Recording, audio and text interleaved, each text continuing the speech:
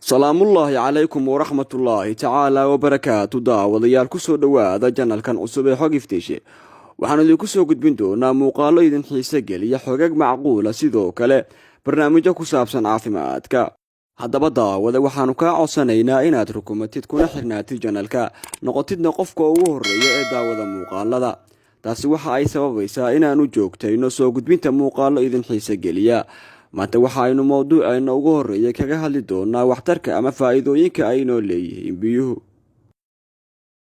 haddaba daawada ma ogtahay inay biyuhu faa'iido u leeyihiin jirkeenna, waxaana lagama maarmaan ah inuu jirku maalin walba uu biyo helo.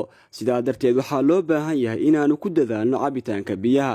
waxaa imaanaysa in biyaha jirka haddii ay ka yaraadaan in qofkii uu haleelo xanuun. haddaba qofka bini'aadamka waxaa looga baahan yahay maalintii ugu yaraan 3 ilaa 2 litir oo biyaha inuu cabo. baaritaan la sameeyey waxaa lagu ogaaday in qofka dumarka loogu talagalay ilaa 11 galaas oo biyo ah, halka ninka ragga ahna loogu talagalay ilaa 16 galaas oo biyo ah. haddaba waxaa loo baahan yahay inuu qofku ku dadaalo caafimaadka jirkiisa. haddaba daawada maanta waxa aanu idinla wadaagi doonaa dhowr qodob oo ku saabsan faa'iidooyinka laga helayo biyaha. haddii aanu u gudagalno qodobka koowaad, waxa ay siyaadiyaan awoodda shaqada maskaxda. sida aanu ognahay, maskaxdu waxa ay ka kooban tahay 73% biyo.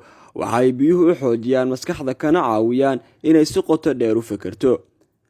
qodobka labaad, waxa ay ka qayb qaataan nusqaaminta miisaanka jirka. waxaa imaanaysa qofku markuu biyo badan cabo inuusan dareemin gaajo si uu cunto u cuno, taasoo ka caawinaysa qofkii inuu miisaankiisi hoos u dhaco.